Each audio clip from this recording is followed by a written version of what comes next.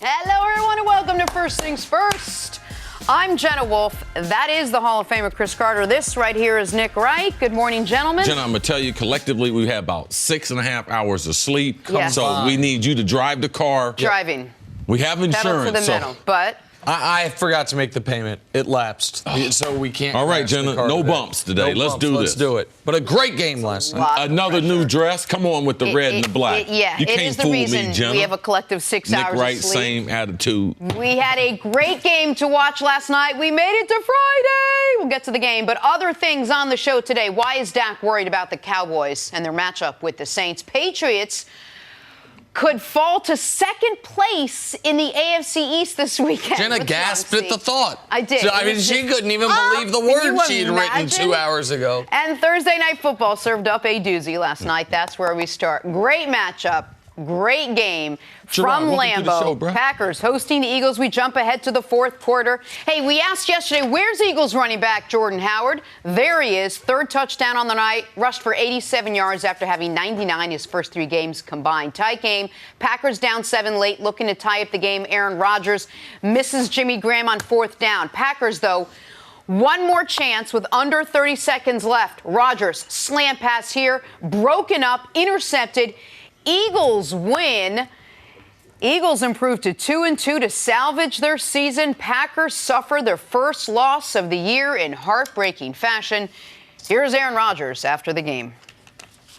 We had chances. We had a lot of chances down the stretch. We moved the ball well all day long. We just struggled in the red zone. 2 field goals, 4 passes on the one, and then obviously the turnover. Going 2-2 is a heck of a lot better than being 1-3. Thursday night game on the road in Lambeau. A lot of things, working against us this week. But to come in here and fight to the end, the defense coming up big at the end, a huge win for us. The frustrating thing is, a home game, winnable game, good opponent, that we just didn't execute the way we should have to win a football game. I think we're a building football team. I think we're a good football team. To be a great football team, you have to win these kind of games when you're playing really good opponents. Aaron Rodgers called it a winnable game. Packers definitely had their chances at the end, could easily have won this game. Nick, was last night's Eagles win more about what we just said with the Packers, or was it about Philly's execution? Well, you want to give Philly immense credit because their season was on the brink, as you alluded to. They're in a hostile environment. They're on the road. They fall down early. The Packers are humming offensively, as we thought they might come out and do. And the Eagles punched back repeatedly. So Philly went out and took this game. But on the Green Bay perspective, this is the type of game that can have, to my eye, lingering effects. I think Green Bay is going to look back at this game multiple times throughout the season and say what a missed opportunity this was. They could not execute in the red zone throughout the evening. In the first half, when Green Bay had full control of this game, could have gone up 14-0. Instead, it's 10-0 because a pass to Davante Adams gets broken up. Later in the first half, they settle for another short field goal, and all of a sudden, you look up and you're like, wait, it's 14-13 Philadelphia. Philly has the win. But then Green Bay can drive down and put themselves up by 8 points at the half, potentially. And what happens? Aaron Rodgers is strip sacked. They late in the game, as you showed, man, they had that fourth down. They had pass interference at the 1 in the end zone. They give you first and goal at the 1. And they throw the ball 4 times, taking a bad play out of Freddie Kitchens' playbook, not lining up and running the ball 1 time. You blow an opportunity there, and then you throw a pick at the end zone at the end of the game. Philly had to win, and credit to them for winning, but Green Bay shot themselves in the foot repeatedly by not turning 3 into 7, and late in the game, they turned 7 into 0, and I think that's why they lost this football game. Huge difference in attitude in this game. Philadelphia, they stuck to some of the things we talked about. We said the defensive front, Nick, we were surprised. Fletcher Cox and the rest of that defensive front not having an impact on the game. In last night's game, they did have an impact. The reason why, Jenna, you weren't worried, because they're so good on their offensive and defensive line, and the offensive line took control of the game. After getting off to a shaky start, which in Lambeau Field, you're not getting off on the snap count, but it really didn't just start in the game. It started in the practice. The offensive line talked about in after the game how them and the running backs began to talk about the running game during practice because they weren't in sync. The offensive line felt as if they were blocking a lot better in weeks 1 and 2, and the running backs weren't following their read. So they started getting together in practice starting on Wednesday, which is hard for teams to do. That's that extended training camp that teams need because you can't have a whole bunch of padded practices. But their overall attitude up front took control of this game, and then they had the option. They ran 60 plays. They ran it 33 times, passed it 27 times. Most of those successful runs were out of 2 tight ends, 1 running back, something we said that they should get into and impose their will on the Green Bay Packers, and that's what the Eagles did. Great professional football win on the road under the lights in prime time. With no major mistakes, because you look at the box score, and the Packers had 31 first downs. That's 7 more than Philly. They were 6 of 11 on third down, which, by the way, they had been awful on third down had Green Bay coming into this game. Only 9 converted third downs on the year. They were better on third down than Philly. They outgained Philly by more than 150 yards. They had fewer turnovers than Philly. They had better time possession than Philly. How does that happen and you don't win? Well, Philly's perfect in the red zone. You're bad in the red zone. And you turn the ball over in 2 critical spots. One that immediately leads to points for Philadelphia before the half, and the other, the last meaningful play of the game, the Aaron Rodgers interception. Look, this was as close to a must-win game for the Philadelphia Eagles as they were going to have in a Week 4 game. Yes. Now the Eagles are 2-2. The Cowboys are 3-0. Do you look at the Eagles differently now in the NFC East? Do you feel like they've pumped a little air into their season? Well, if we look at it and we're honest, they're 4 or 5 plays away from potentially being undefeated. You don't like the inconsistency. You don't like in 4 straight games they've been down by double digits. We know they have firepower. We know they have experience. They also have Doug Peterson, I believe, is underrated as a play caller. But this is one of those prove it. Carson Wentz and this team prove it to us type year. And when you lose those 2 games and you go on the road to Lambeau, now everything isn't corrected, but as far as moving forward, let's put our hat on that offensive line and running the ball. Let's try to protect our secondary, Jim Schwartz, and stop playing so much man-to-man because we do not have a very, very good secondary as far as playing man-to-man. But what you get is it's like one of those things as a team. This is a different team than last year.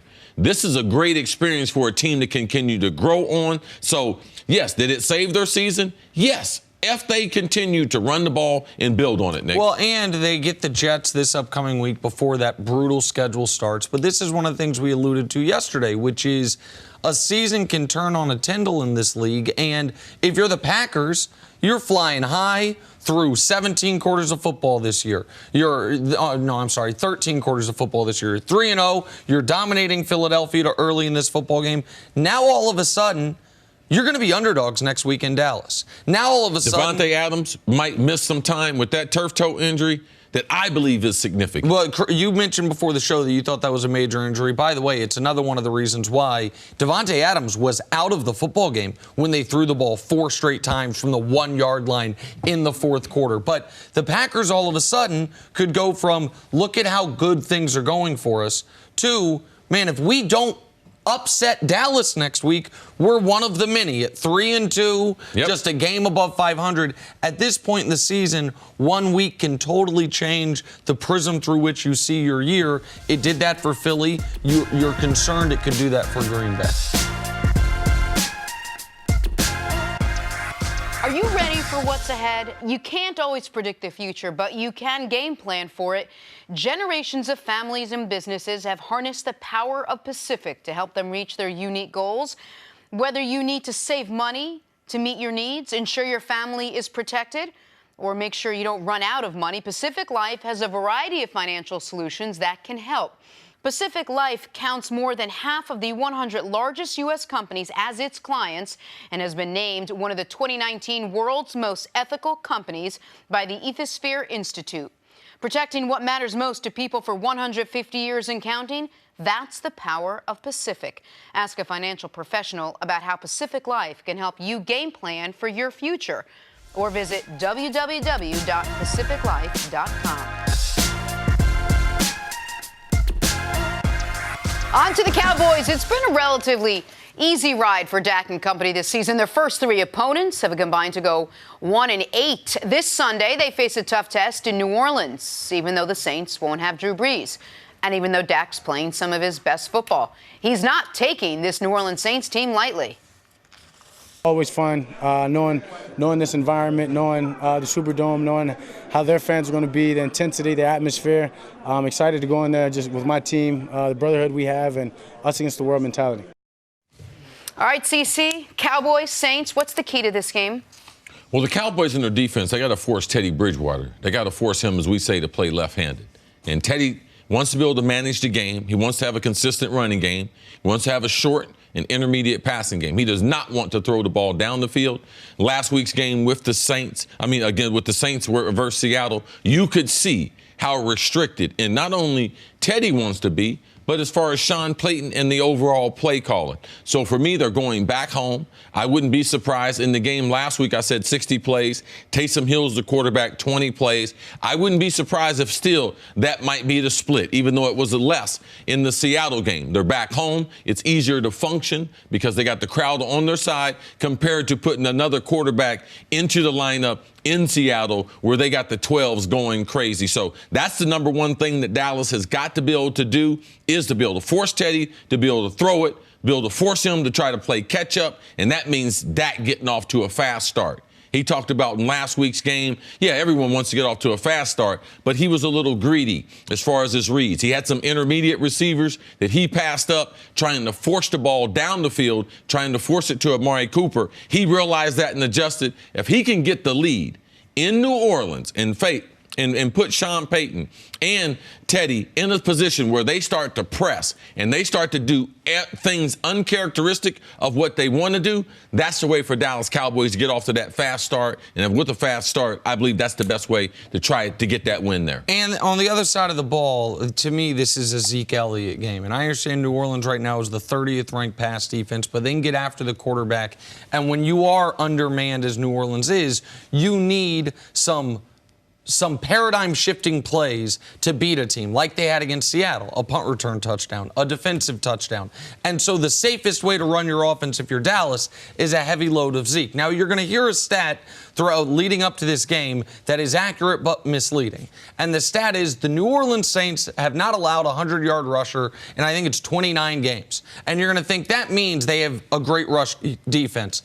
They haven't allowed an individual to get 100 yards rushing in nearly 30 games. But every game this year, they've allowed more than 100 yards rushing. It's just been dispersed amongst different people. In the first game of the year, they gave up, I think, 180 on the ground to a Houston team that doesn't have any running back close to what Ezekiel Elliott is. So I would ride Zeke heavy in this game. I would see if New Orleans can stop him, and I think that also would neutralize their pass rush to a degree. If you're using Zeke and using the RPOs and making sure they can't rush you off the edges, that can then give Dak the more beneficial pocket that he's had throughout the first 3 games of the season where he's playing the best football of his career. So from an offensive perspective, I agree with Chris about dare Teddy Bridgewater beat you. But from an offensive perspective, I'd see if Zeke can have 15 carries in the first half and see if that gets you off to the start you need to, because that can also take the crowd out of the game. Right. And this is Dallas's first game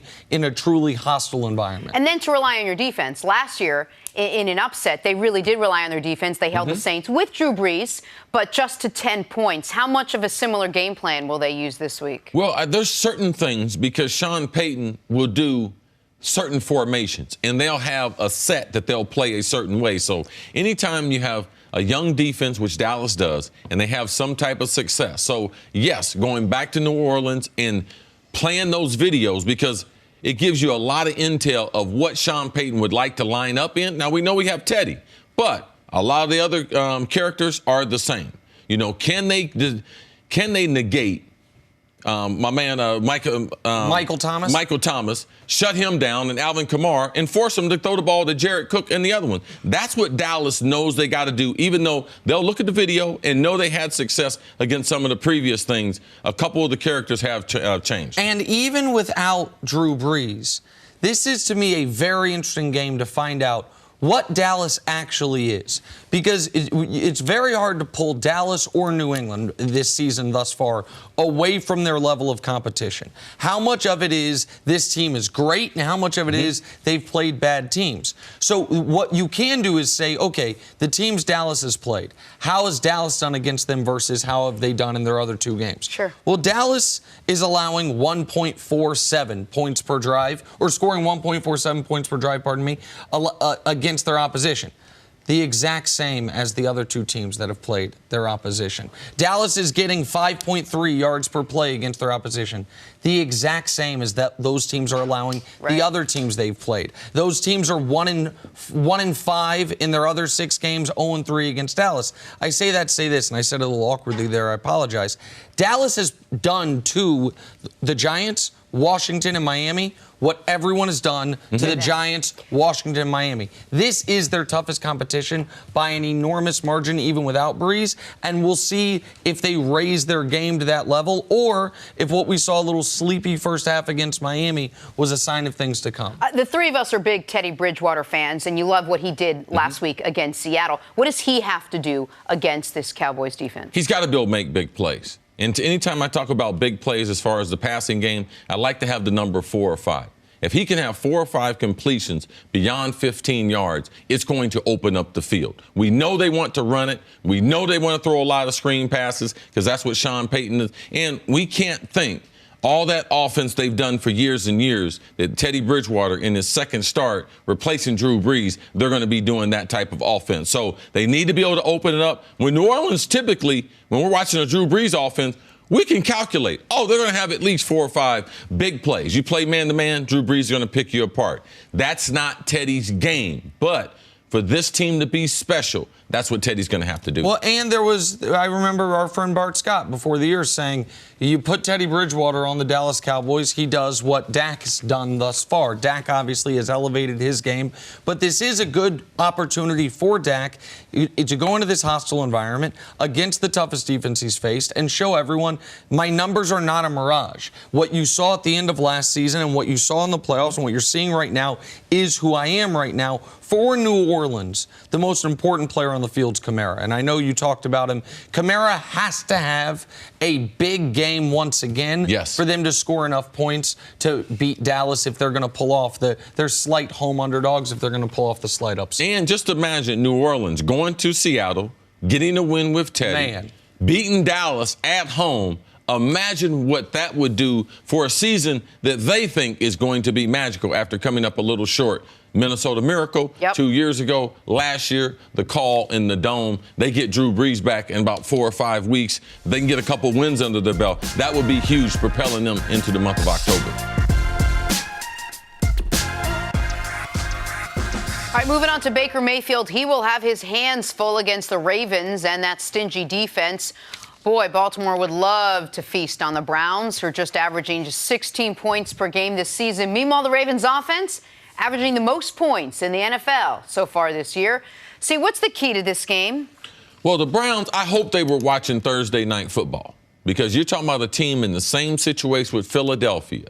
Huge expectations, no experience with the Browns, a lot of experience with Doug Peterson and their quarterback and the rest of that team that's had a lot of success. What'd they do? 14 times last night, they got into 21 personnel. That's 2 tight ends and 1 running back. And I'm bigger, I'm stronger than you, and run the football. Take the pressure off the quarterback from scrambling around. They were able to keep the quarterback clean. If they can do that for Baker Mayfield, that's what Freddie Kitchens did last year when he took over the first week when they had the coaching changes there. When he went from being running back coach to offensive coordinator, first thing he changed was mentality. We're getting ready to start knocking them back like when he was the quarterback at Alabama. They were a running football team. That's what's mentality this year because I got more toys.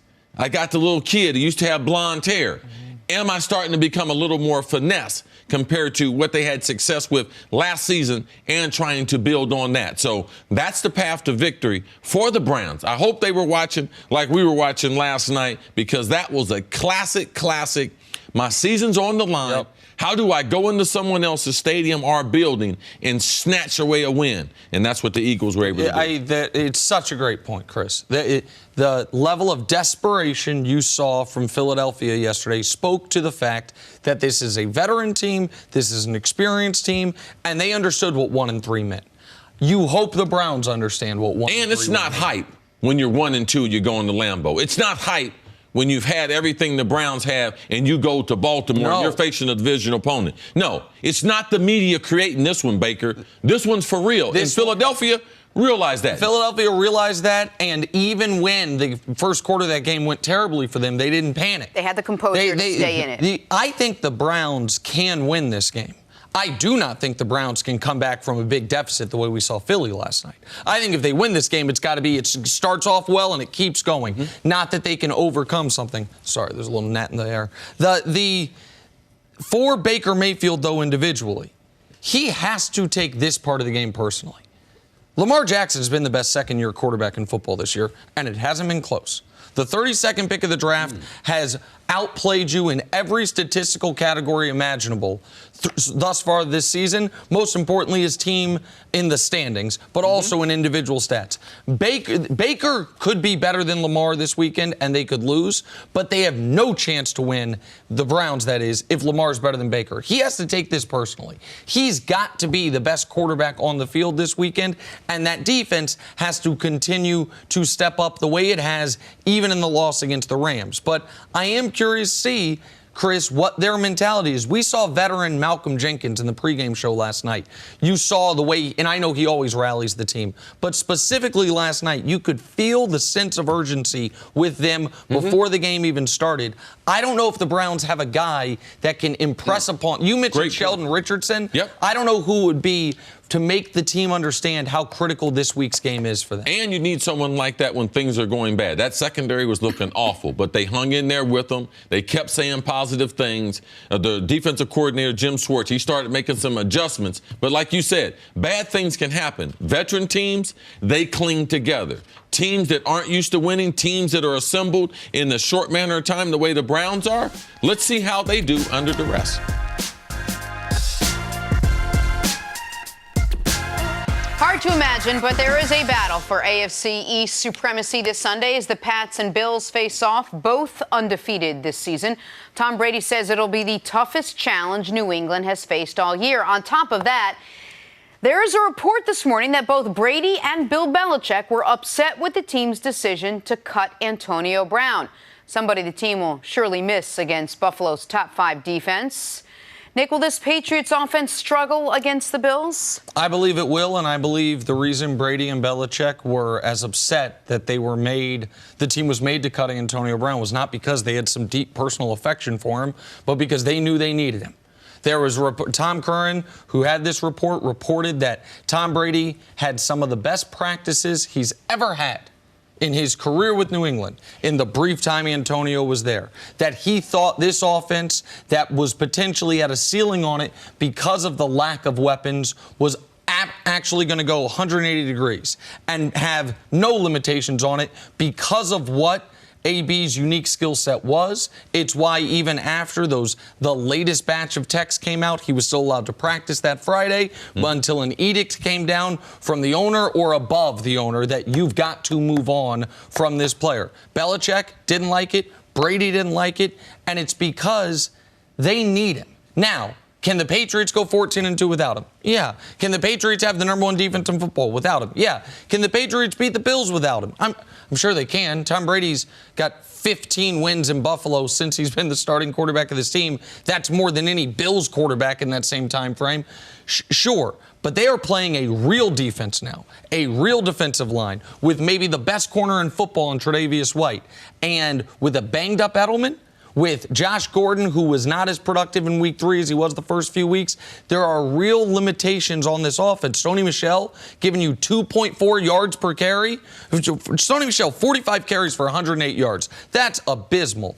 That's why they wanted to keep Antonio Brown, and the Bills will be their first real test of the season on that side of the ball. And I think that Bill Belichick, for one, they've dealt with a lot more dangerous and explosive situations. as far as the rumors around the players. So I could understand why Belichick would be not in a hurry to release AB, because all this stuff, I do know this, was new information to them. They did their research, and up to that point, they didn't know about an existing lawsuit. And, of course, they didn't know about the texts they're going to be sent because they were recently sent. So I believe in the back of Belichick's mind, not only knowing the need, but realizing what's out there in Kansas City with Patty Mahomes.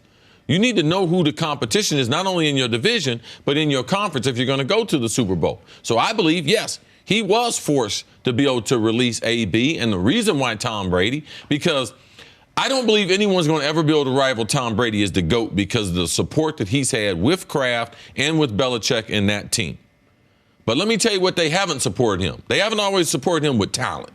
Last year, we talked about 30-something receivers from the spring until the fall, revolving door with the greatest quarterback ever. Yeah, I know you got a great defense. I know you got a great special teams, but they have not, in certain periods of Tom Brady's career, done him any favors. And Antonio Brown, at this point in his career, where the last 2 Wednesdays and Thursdays he's been limited in practice because of a sore calf, give the man something. Give him something to work with, and that's what Belichick and them were trying to do. With the wholesale changes on that offensive line, they need weapons that can defeat press on the outside. They don't have that outside of Josh Gordon. So for me, I believe that Leslie Frazier and the Buffalo Bills, he's the defensive coordinator there, they have put together game plans that have been successful against New England when they had better lines. And it comes through that offensive line, putting pressure on Tom Brady, making him throw before he wants to throw. I know we keep talking about Tom Brady, his resilience, how old he is, and how everything just works out for the Patriots. Next man up. Don't worry, they'll bounce back no matter what. But you brought up something interesting yesterday. You're not glossing over that calf injury by Tom Brady. You're not glossing over the fact that the Patriots brought in Cody Kessler, another quarterback, and had to let someone else go from the roster. How concerned are you, and what does that mean going into Sunday? Yeah, no one takes better care of the 53-man roster than Bill Belichick. So there is no person on his roster that doesn't have a specific purpose for what they're trying to do. And I know they don't have a future for Cody Kessler, but what they do is right now. I need you to be able to take a certain number of snaps in practice that is totally against what Tom Brady would typically want to do. He is a practice-aholic. He's getting every snap that he's out there. He loves practicing outdoors. He loves that part of football, and that's made him great. Why would you have him on the roster? If you don't think he's some prospect you can develop, that shows me that they know that this issue with Brady and his calf, it's not something they can take lightly. So, yes, it brings up my concern. When you look at the offensive line, the depleted offensive line, they could use an extra offensive lineman compared to an extra quarterback. Tom Brady's the greatest ever. If there wasn't a concern there, why would you have another arm in your camp, in your building? And the depleted offensive line is going to play an enormous factor in this weekend's game. If this were a playoff game, if it were a playoff game, I guarantee one thing, it wouldn't be in Buffalo. It would be being played in New England. But if it were a playoff game. You would be the smartest guy in football, too, because you're like, Nick Wright predicted they were the Buffalo Bills making the playoffs. And they have home field advantage. Yeah, somehow. But if this were a playoff game, then Brady would look at these defensive linemen and say, today's going to be a rough day. I'm going to get hit a lot. I'm going to get knocked down a lot, but I'm going to hang in this pocket and make sure to use one of your favorite terms, get on the winning bus. This is a Week 4 game where Tom Brady knows how long these seasons are. Tom Brady knows his goal is December and really January and actually February. And I say all that to say this. Tom Brady ain't going to be hanging in this pocket to get knocked down a bunch. Even if it means drives are shorter. Even if it means they don't pick up a first down that they could have. And that is smart. That is the only way you can be 42 years old and still be playing at this level in this league. So if there was a way for the Bills to beat the Patriots despite their own limitations on offense, it would be, well, the Patriots' run game has suffered because Sony Michel's regressed and the offensive line's not there. The wide receiving core is in flux, and you do not expect Brady to treat this game like his life depends on it because it doesn't. For all those reasons, I think there's a one-score game in the fourth quarter. Now, I've learned better than to bet against Tom Brady in Buffalo, where he's 15-2. Even I've learned that. But I think this is a game that is in the balance late, and probably Josh Allen makes a mistake so the Patriots win. But I think this is going to be a very tough game for New England. Back here, first things first, with Coach Eric Mangini. Hey, Coach. Good morning. What's How up, are you? brother? What a game last night. What a game last night. See, you come visit our show. We present you with a fantastic Thursday night football game to come here on Friday morning and talk about. Yeah, I think it was all driven by this show. That's usually how it works. No, the game was on Rain Fox. on my Our first parade. game. Our first game. You're right, Jenna. It's true. All the bosses were in Thanks, town. Steve. Yeah, of course. She's right. She's right 80% of the time on the Great. show. I'll broadcast take is the 80. It's a fantastic. good number for me. Great matchup. Great game last night. Packers hosting the Eagles. We're going to jump ahead to the fourth quarter. We asked yesterday, where's Eagles running back Jordan Howard? Oh, there he is. Third touchdown of the night. Rushed for 87 yards after having 99 in his first 3 combined. Tight game. Packers down 7, looking to tie up the game. Aaron Rodgers misses Jimmy Graham on 4th down. He knows it was a wasted opportunity. Packers have one more chance with under 30 seconds left. Rodgers slam pass, broken up, intercepted. Eagles win. They improve to 2-2 to salvage their season. The Packers suffer their first loss of the year in heartbreaking fashion. Here's quarterback Aaron Rodgers after the game. We had chances. We had a lot of chances down the stretch. We moved the ball well all day long. We just struggled in the red zone. 2 field goals, 4 passes on the one, and then obviously the turnover.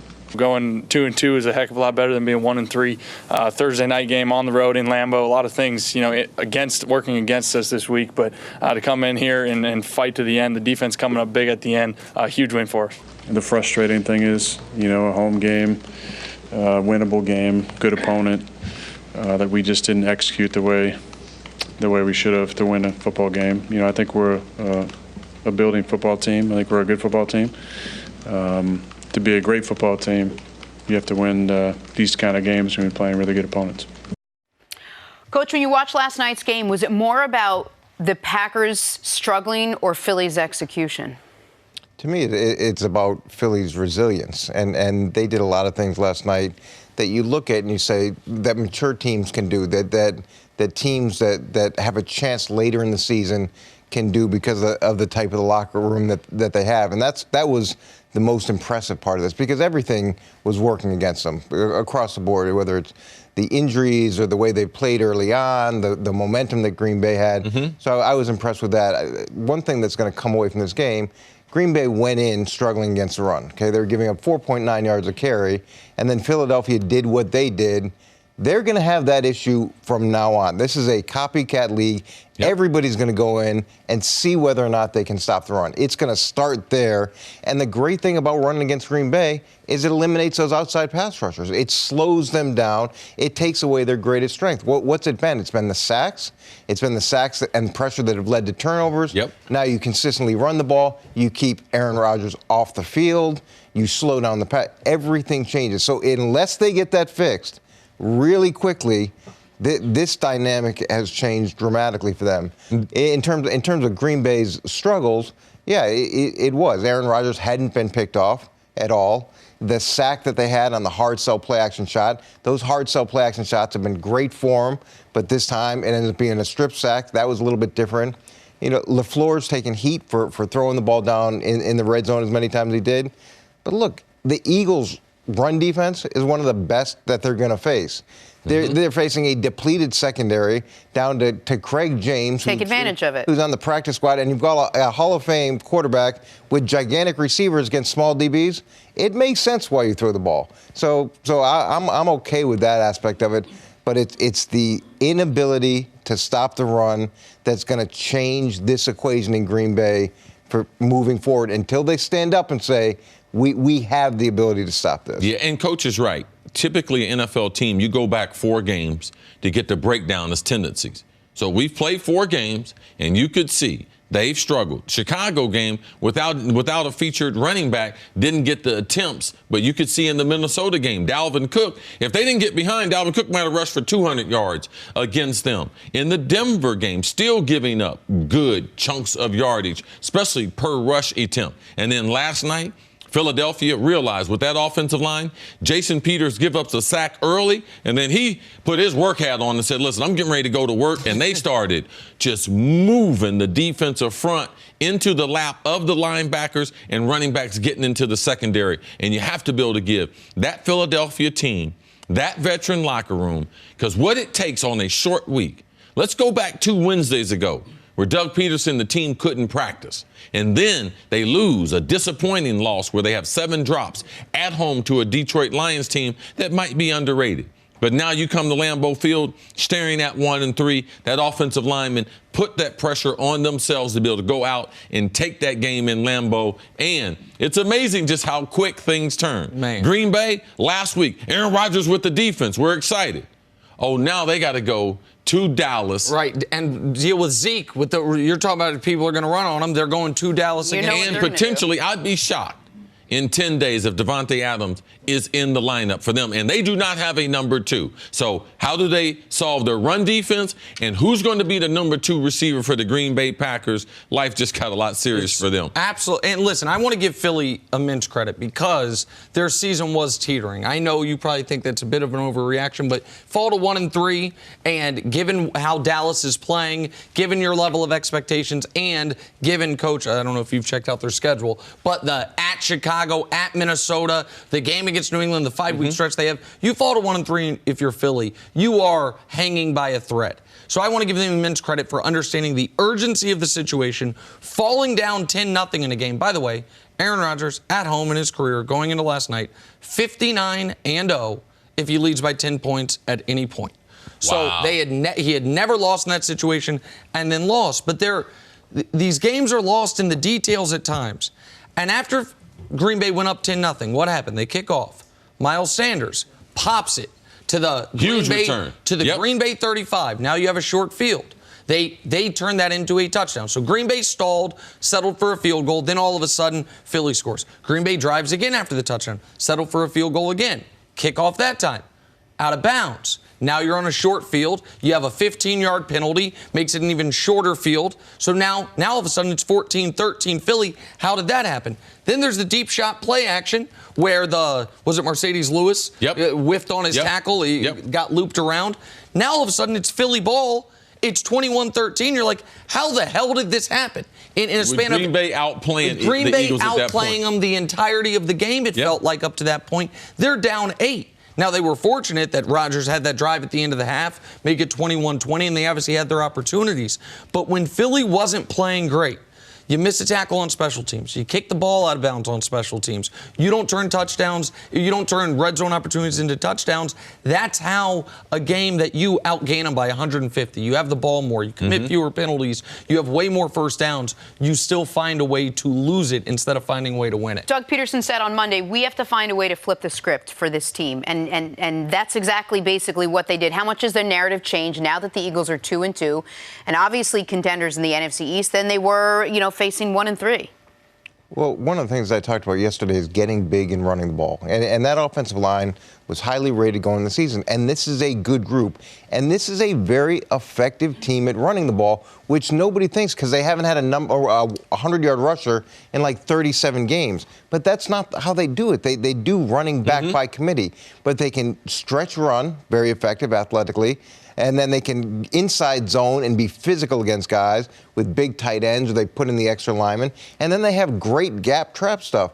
Being able to start with the running game there, which isn't as sexy, which isn't as exciting to people, but starting with that in mind, that'll open everything else up in Philly. So hopefully from his perspective, he's taking a step back and saying, this is what I need to do more of to open everything else up. Doug Peterson showing one of the great signs that good coaches have. In short weeks, he's 5-0 on Thursday. Man. And, Coach, you know that. When you got less time and you can abbreviate a game plan and get your guys to play efficiently, that's the sign of a good coaching staff. Philadelphia, I'm excited about them moving forward because I believe this game will pay dividends. Because when you're a team that's struggling, and it might be in November, it might be in December, you'll be able to look back and say, man, we were down 10 in Lambeau Field. Now, they've been down double digits in every game. They need to get that part solved. But, man, you can go back, and this is a reservoir. This will give you a lot of confidence later in the season knowing what you accomplished last night. And give Jim Schwartz a little bit of credit. He mixed in some split safety coverage. They did a good job with this guy. They got 2 stops at the end. It was huge. It was a huge effort with a depleted group, so he deserves some credit as well.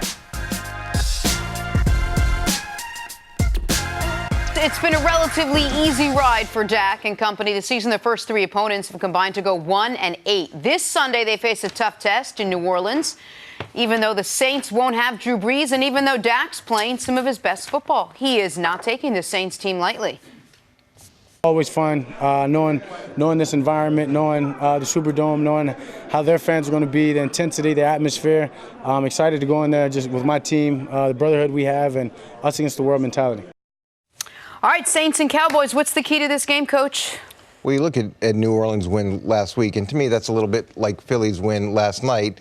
That's a win based off resilience. That's a win based off having a veteran locker room. That's a win of guys rallying around Teddy Bridgewater. And you heard his comments after the game and how much it meant to him and how impactful it was and how he appreciated the guys that he was playing with. And he loved to see that in a locker room, because you know that when things get tough, when there's challenges, those guys are going to rally behind him. And I think that's what they're going to have to do. There's going to be a tendency to have him do more this week. And I don't think that's the way you want to go. I think you still want to put it in a position where you're not losing the game first. And I talk about it all the time, more games are lost than they are won. You can expand the game plan. That's fine. But make sure it's still a manageable amount and you're not asking him to do too much.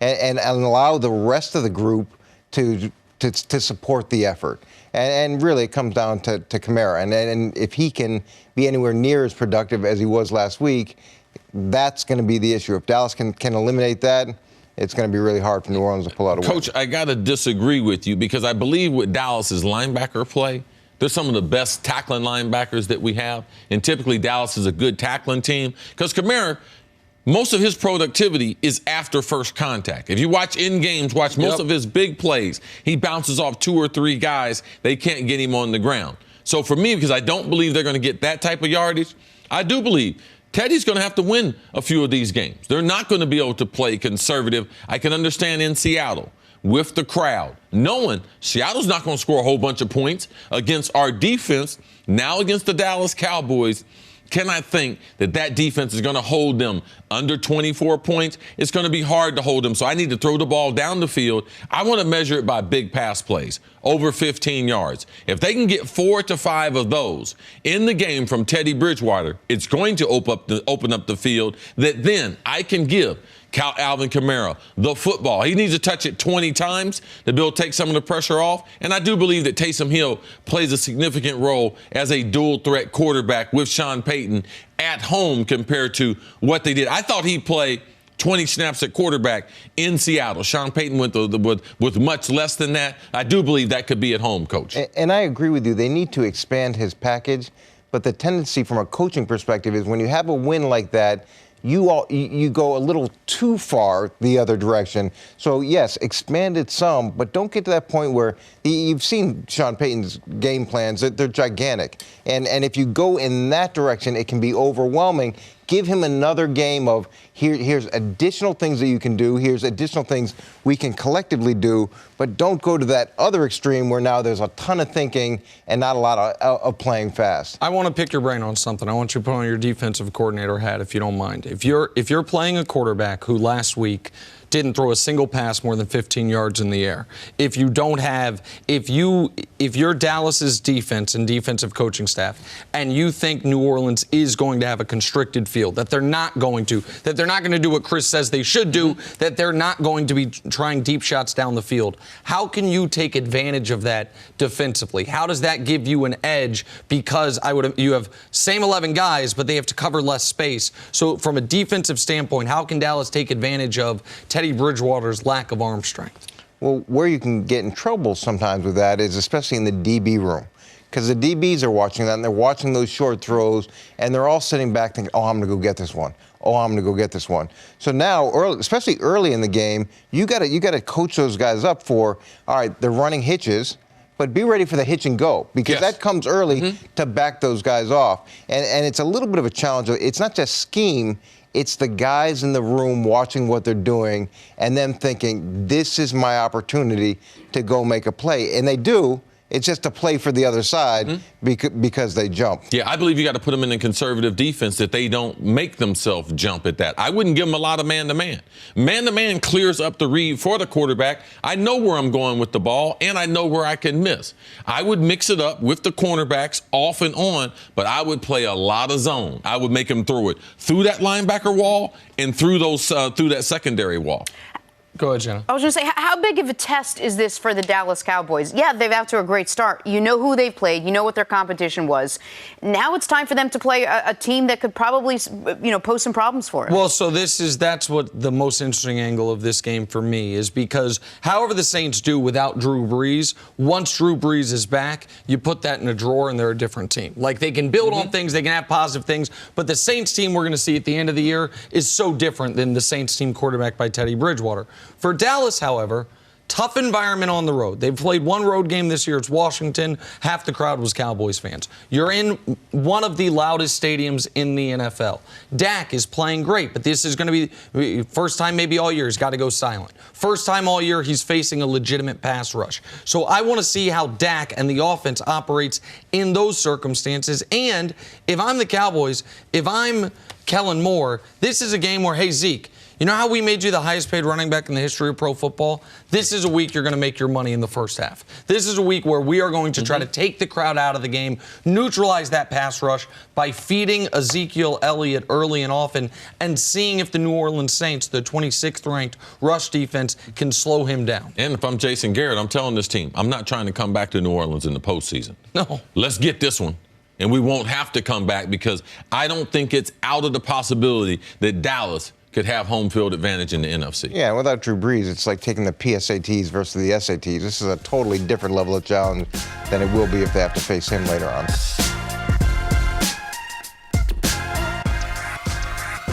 All right, back to Thursday Night Football. Bad and Aaron television Rodgers. producer, you. The Packers quarterback was unbeaten in 59 straight home games when leading by at least 10 points. It was the second longest streak in the Super Bowl era, and it all came to an end with this interception in the final seconds in the loss against the Eagles. Here's Aaron Rodgers after the game.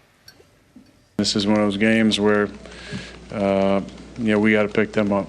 They've been picking us up the first 3 weeks, and tonight was opportunity, and we obviously came up a little short there in the red zone. But I feel good about our squad. I don't think we're going to lack confidence moving forward. We have a nice couple days off, and then we'll get ready for Dallas.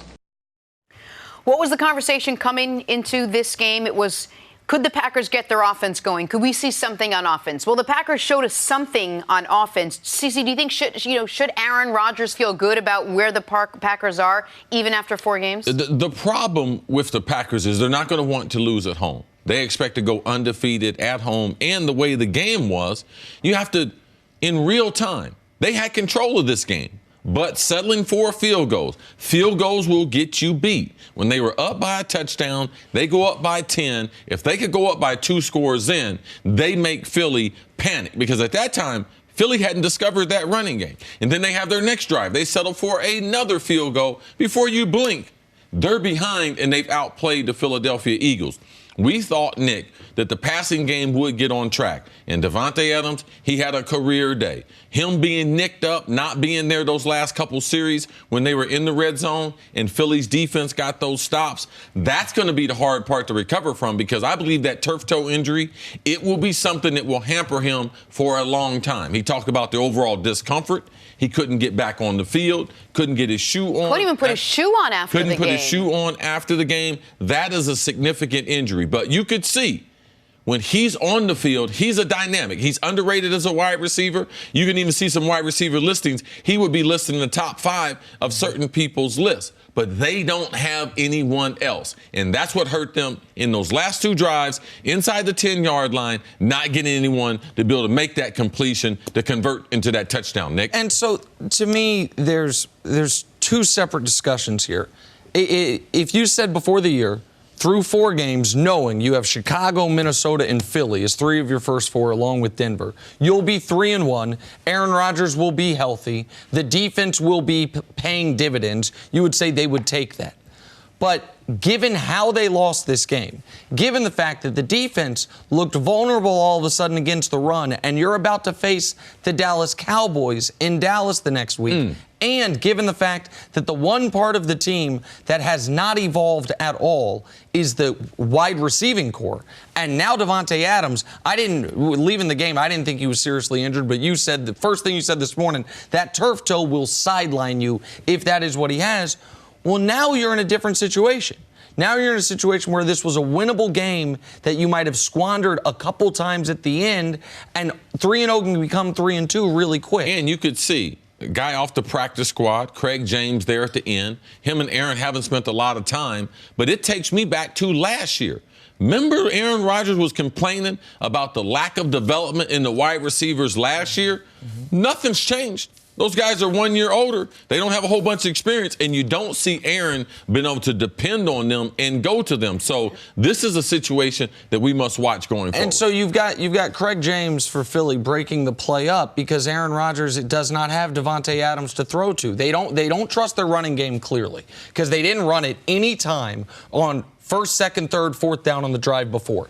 That play there, they ran it on first down, which I thought was smart because the clock was ticking. You had your timeouts. That way you guarantee if you score, Philly doesn't get the ball back. But you had timeouts. You could have run it again. You had to score. Right. You don't run it there.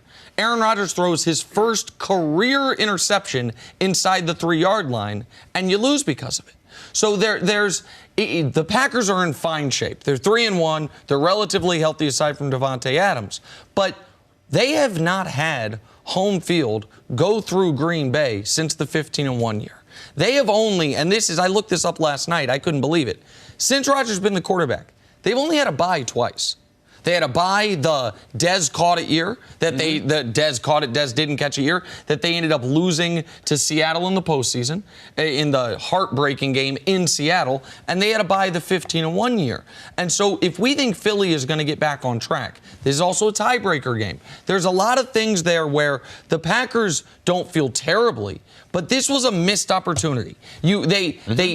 They won every statistical category yesterday except for the one that indicates winning and the one that actually determines winning. Turnovers and final score. Everything else, they dominated the football game, but if you don't win turnovers, you're probably not going to win the final score, and that's ended up what happened. But I do really want to see how long Davante Adams could be out for, because I think the Eagles showed last night the defense can be had. That Packers defense, if they're playing from ahead, as they had every game this season, they had only trailed 7 minutes going into this game, tee off on the quarterback. But if you're in a close game or if you're leading the Packers and you can run on them, the defense does not look as dominant. And with the Packers, surprisingly, it looks like their pass coverage is going to be elite.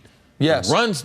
And now facing the Cowboys, that is not the 4 games of tape that you want to be able to see facing the Dallas Cowboys, because I know Dallas got to get through the Saints, but Ezekiel Elliott and that offensive line, they're going to be looking forward to seeing that packed defensive front next week in Dallas.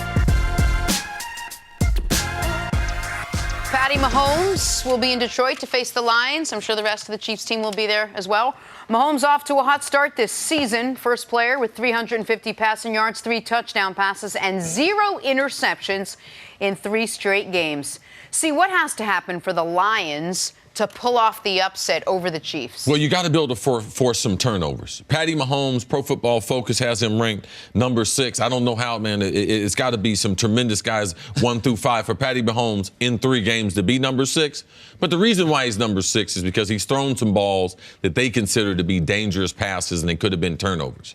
If those passes aren't converted into turnovers in Detroit, I don't see Detroit winning. They got to be able to create a 3-turnover game to give Matthew Stafford a short field and short opportunities. I do believe that Matt Patricia will come up with some game plans to be physical as far as the line of scrimmage, the same thing that Bill Belichick has done for years when Matt Patricia was the defensive coordinator. And that means sometimes your linebackers aren't going to rush first.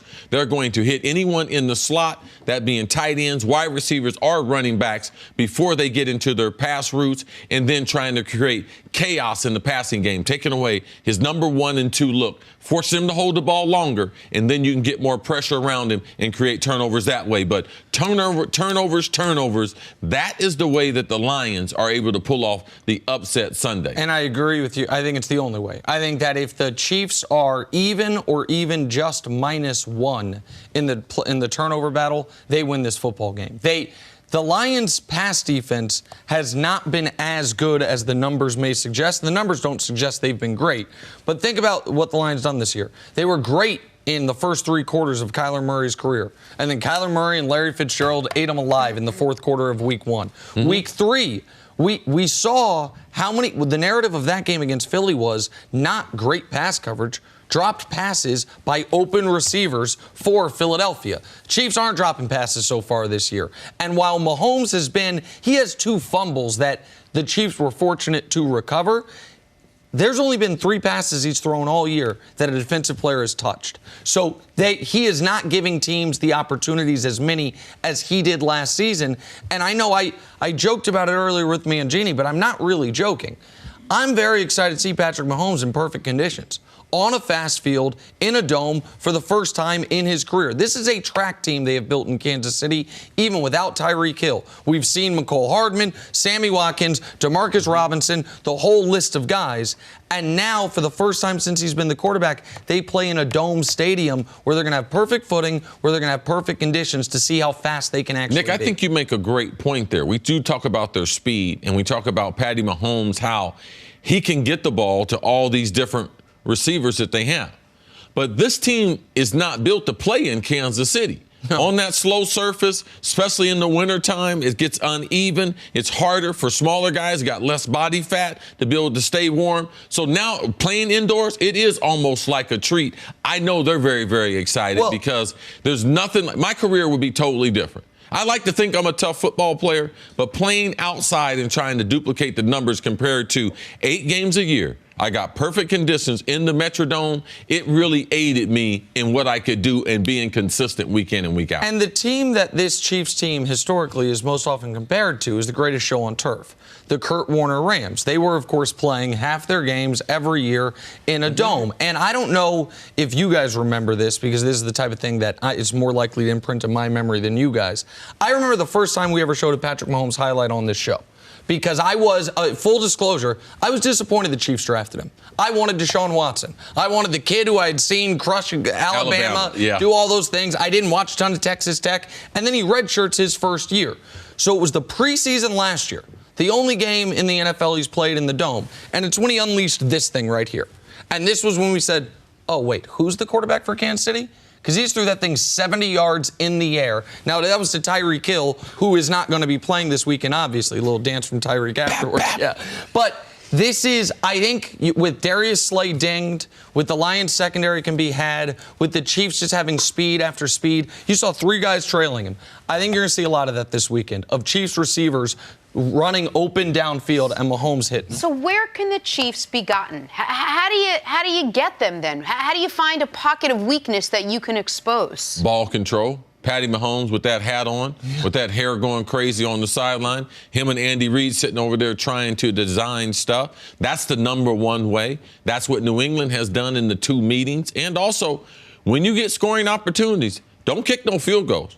Like, I like John Harbaugh's attitude last week from the beginning. Go for it. When we're going for it in the beginning. We know we need to score touchdowns. I don't believe I have the type of defense, even though I have a good one, that can hold this great offense in check. So it starts with ball control, and then it starts with turnovers. You got to be able to switch the field. You got to have at least 2 to 3 extra possessions that you capitalize on, and they get you points. That's the way all these teams, the greatest show on turf, how did they get defeated? Just by that. The Vikings, how'd they get defeated? Randy Moss and the undefeated Pats, how'd they get defeated? All the same way. Turn the ball over, get after that quarterback. And the Chiefs clearly can once again be run on. Now, the problem that every team that is facing this year has run into is they're down 3 scores at halftime. They don't have the patience. And so you get forced out of your running game. Yes. Baltimore's down 3 scores. Can't be patient. Right. Baltimore's down 3 scores. They still ran for 200 yards over the course of that game. Can you stick with it? And then there's also the sort of Damocles looming over them, which is the Patriots, which is, even though I think they could have beat them both times last year, they were 0-2 against them. sword of Damocles. I feel like that's from the Bible. It's from something. It's hanging over your head. You got to worry about it. I think it's in the Bible, maybe Old Testament. You should know these. Like a mobile. Like a mobile? No, definitely not like a mobile. You know what? We should have ended probably 30 seconds ago. Thank you for listening to the First Things First podcast. Remember, leave us a review and tell us what you think. Subscribe to the podcast on Apple Podcasts and catch us on FS1 Monday through Friday, 6:30 a.m. Eastern. For Cris Carter and Nick Wright, I'm Jenna Wolfe. So long, everybody.